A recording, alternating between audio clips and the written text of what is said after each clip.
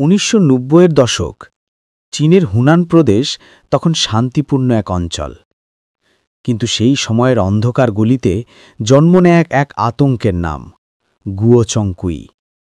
তার শিকার ছিল নিরীহ নারীরা। একের পর এক হত্যা, ভয়ে কাঁপছিল পুরো প্রদেশ। গুয়োচংকুই জন্ম নেয় ১৯৬০-এর দশকে। তার পরিবার ছিল দরিদ্র, বাবা ছিলেন মদ্যপ, আর মায়ের সঙ্গে সম্পর্ক ছিল টানাপড়নের।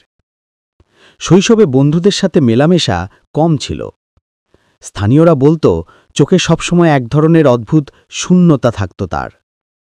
১৯৯১ সালে হঠাৎ নিখোঁজ হয় এক তরুণী। কয়েকদিন পর তার দেহ মেলে নদীর ধারে। তদন্তে বোঝা যায় এটি কোনো সাধারণ অপরাধ নয়, বরং পরিকল্পিত হত্যা। কিন্তু পুলিশ তখনও জানত না এর পেছনে গুয়োচংকুই নামের অদৃশ্য এক শিকারী। গুয়োর শিকার ছিল মূলত একাকী নারীরা। বাজার থেকে বাড়ি ফেরার পথে কিংবা রাতে অন্ধকার গলিতে তাদের লক্ষ্য বানাত সে। প্রতিটি হত্যায় দেখা যেত এক ধরনের নৃশংসতা, যেন নারীদের প্রতি তার এক অজানা ঘৃণা জমেছিল।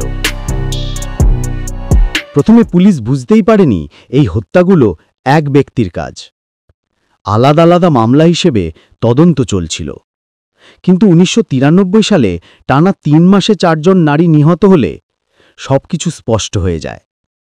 হুনান পুলিশের কাছে তখন এটি এক সিরিয়াল কিলার কেস, কিন্তু তাকে ধরা সহজ ছিল না। হুনান প্রদেশে তখন আতঙ্ক ছড়িয়ে পড়ে। নারীরা একা বেরোতে ভয় পেতেন। রাত নামার সঙ্গে সঙ্গে বাজার খালি হয়ে যেত। গুয়োচংকুই যেন অদৃশ্য আতঙ্ক হয়ে ঘুরছিল। ১৯৯৫ সালে পুলিশের হাতে আসে প্রথম গুরুত্বপূর্ণ সূত্র। এক তরুণী পালিয়ে বেঁচে যায় এবং তার বর্ণনা দেয়। পুলিশ সেই বর্ণনা অনুযায়ী ফাঁদ পেতে শুরু করে।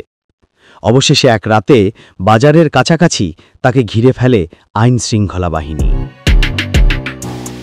গুয়োচংকুই ধরা পড়ার পর পুলিশের জিজ্ঞাসাবাদে চমকপ্রদ তথ্য ফাঁস হয়।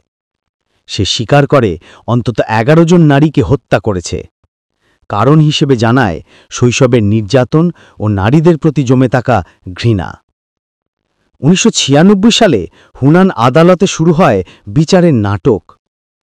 পুরো প্রদেশের মানুষ তাকিয়েছিল এই মামলার দিকে। আদালতে সে ঠান্ডা মাথায় সব স্বীকার করে। শেষমেশ মৃত্যুদণ্ড দেয়া হয় তাকে।